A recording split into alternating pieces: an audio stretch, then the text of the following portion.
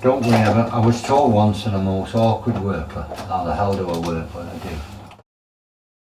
do? I tend to want to paint at the nocturne or at the dusk when that is keyed down the light, when there's a sort of a softer feel about it, a soft edge. It's conducive to me using a palette knife. The way I use the palette knife is not, I don't use a sharp edge of it, I use the point, the rounded edge, and pull my line soft. And because I'm a little nervous, it doesn't leave a straight line, so it leaves a nice impression. So when we do put it in a natural light, it'll whack it up. Go on, switch the lights. And hopefully we get like a variation in the mood of it, depending on what light you put on the picture itself. And that's what I'm after. I want to create something that has its own light. Its own light. So if I turn the light off, when this is finished, should we say the unnatural lights, the bulbs and lamps, and they'll light up themselves. The reason for using such a small light is the fact that I use small amounts of tone. I don't mix a massive amount of paint at once, small amounts, so that it varies. Just like life, wear and tear, and in different areas get different wear and others don't. And so you'll get different tonal values. The reason I don't pick up a big knife is I don't want a block area or flat tone or flat colour.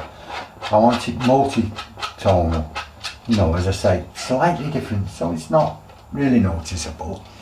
Because let's be honest, when you walk on a road or a pavement, it fouls, doesn't it? It gets discoloured in different parts. It's not one colour, is it? And same with a building. If I just paint a bloody bright orange building or something like that, it's flat as a fluke. It's not got any oxygen, you know. It just doesn't have any, no grit. It's not had any air to it. It's not had any rain, and it just it doesn't work for me. The flesh and bones are put on with my knife, and then I'll use the skin. A lot of artists will wash the canvas in a tone or colour. I don't even do that. We're starting to get there now. Again, I've not deviated.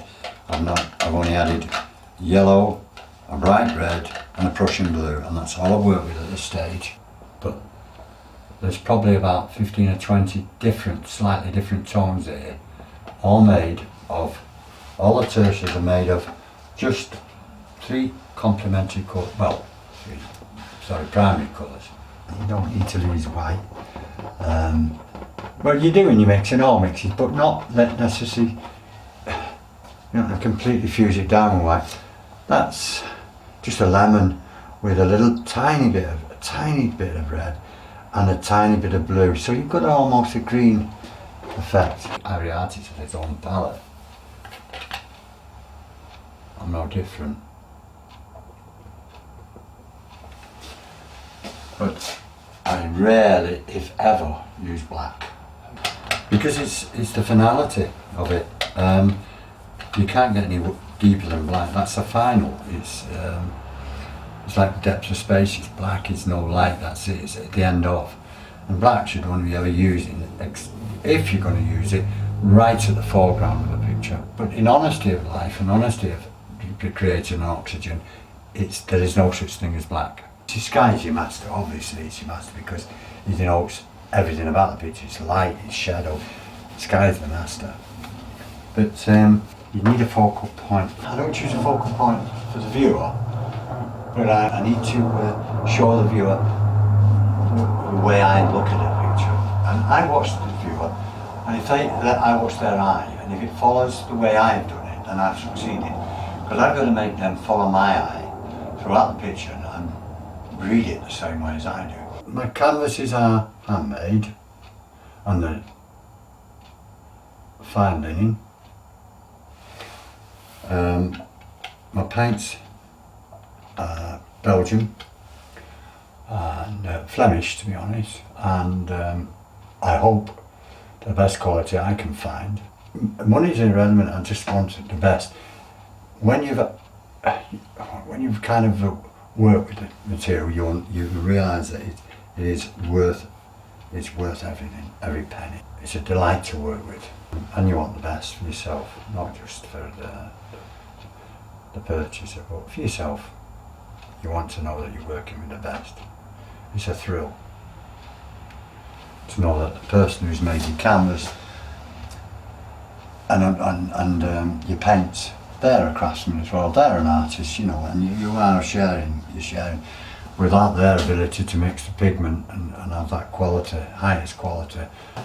I hope they appreciate the viewers that when they compare it to perhaps somebody who's not used that quality, they'll see the difference. I don't use any oil or spirits, any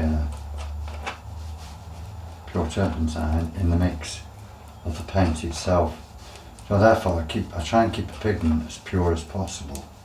Everything fades away, colour, detail, light, all fades away as it goes into the distance. And little elements that most people miss, how the light reacts on an arch, as you can see there, how it's a dry night, it's not a wet night, so your beams don't reflect way down, they'll stay close of the vehicles. How the light reacts from this doorway, it's shortened because it's a light that is high up and not low down. This is imperative. That is a little story in itself. There are lots of little narratives within the picture that I hope that the viewer will probably even find his own narrative. What you need to do is, if I've got an orange here and the same colour building down there, I need to bleach it out. You have to bleach it out. Well, then I had a tiny bit of coal to bleach it out, a little bit of blue or a French ultramarine or something, depending on the day, to bleach the colour out. It's an odd thing about the way I paint it. I can complete that in 8 hours, with breaks, about 8 hours. But it will take me another 8 hours to look over it over and over again, to look for little things that are very, very important, that give that spirit and that soul and that oomph. My wife will come along and she'll say, doesn't feel quite right. She's the second observer, you see, but she's clever. That's not quite right. If you adjust, and it works. So she's my mentor in a sense. It sounds silly, but she doesn't paint. She's got a great eye. So I need my wife. If she wasn't there, I'd probably make a mess of everything.